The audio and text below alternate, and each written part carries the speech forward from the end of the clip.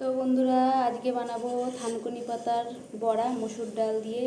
তো আপনারা প্রথম থেকে ভিডিওটা লাস্ট অবধি দেখতে থাকুন, আশা করি ভালো লাগবে আর আপনারাও বানিয়ে খান, ভালো লাগবে। তো আমার অনুরোধ রইল ফার্স্ট থেকে ভিডিওটা লাস্ট অবধি দেখবেন। তো প্রথমে মসুর ডাল বেটে নিয়েছি। তো এই যে ছাদ থেকে যে থানকুনি পাতাগুলো তুলেছিলাম, ভিডিওতে আপনারা দেখেছেন। তো এই যে থানকুনি পাতা দিলাম, তারপরে কুচনো পেঁয়াজ, তারপরে আন্দাজ মতন লবণ, তারপরে কালো জিরা, তারপরে দেবো সামান্য খাবার সোডা, আর দিব সামান্য হলুদ গুঁড়া, আর দেব সামান্য লঙ্কা গুঁড়া। তো এই যে আপরে মাখিয়ে নেব।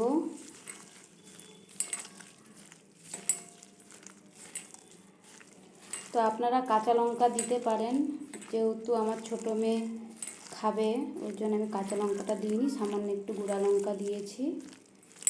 তো বন্ধুরা, আপনারা যদি থানকুনি পাতার মসুর ডাল দিয়ে বড়া না খেয়ে থাকেন, বানিয়ে খাবেন, দারুণ লাগে।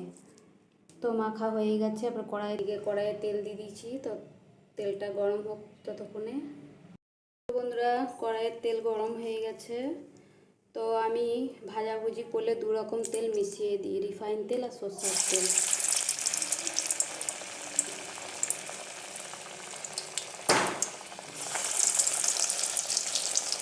তো বন্ধুরা, থানকুনি পাতার বড়াগুলো সমস্ত ছেড়ে দিয়েছি। তো কিছুক্ষণ হোক, তারপরে উল্টে দেবো। সঙ্গে থাকো, দেখতে থাকো। তো এই যে বড়াগুলো একটু উল্টে দেবো।